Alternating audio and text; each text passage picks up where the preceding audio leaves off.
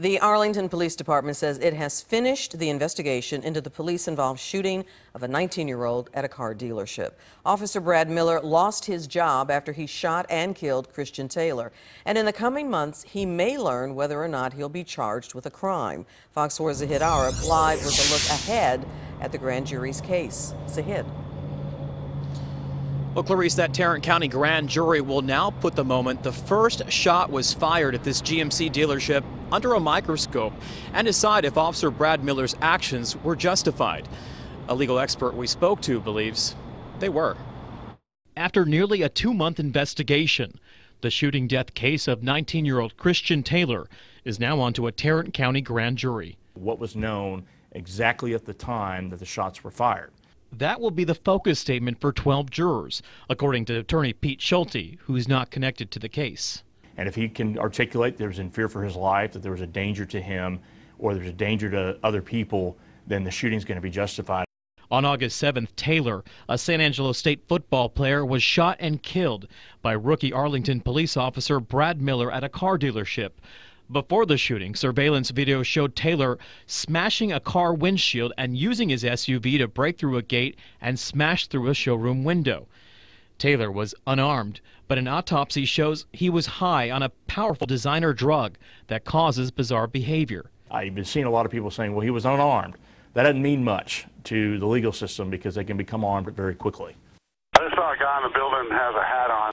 Miller told the department Taylor ignored commands and advanced towards him. Arlington's police chief fired Miller for not following proper procedure during the initial burglary investigation. We don't look back of what led up to the shooting. We look at exactly what was going on when the deadly force was used to determine whether it was justified or not. Taylor's attorney tells Fox 4 News the former Summit High School football player's life was taken without any lawful justification and by unconstitutional deadly force, saying Brad Miller should be held accountable by the criminal justice system. The family and indeed the community continues to grieve and await some semblance of justice for Christian.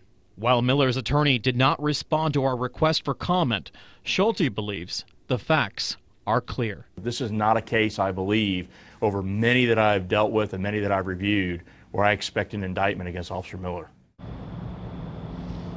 Now, if Officer Miller is indicted, he'll go through the criminal process like any one of us. But Schulte says a Tarrant County grand jury hasn't indicted a police officer in decades. Now, there's really no timeline on when a decision will be made, but the DA's office believes it'll be sometime before the end of the year. Clarice? And Zahid, if the grand jury does not indict Miller, what happens then? Well, Miller's already been fired by Arlington Police, so he's really done with that department. But if he wants to stay in law enforcement, he'll be eligible to join a force somewhere else. Now, if not, he can go on with his life. As for Taylor's family, they can still file a civil lawsuit against the officer for wrongful death. The city of Arlington could settle that or take the matter to court, which Schulte believes the Taylor family will not win either because the burden of proof in a civil case is a lot less than in a criminal case. Zahid, thank you.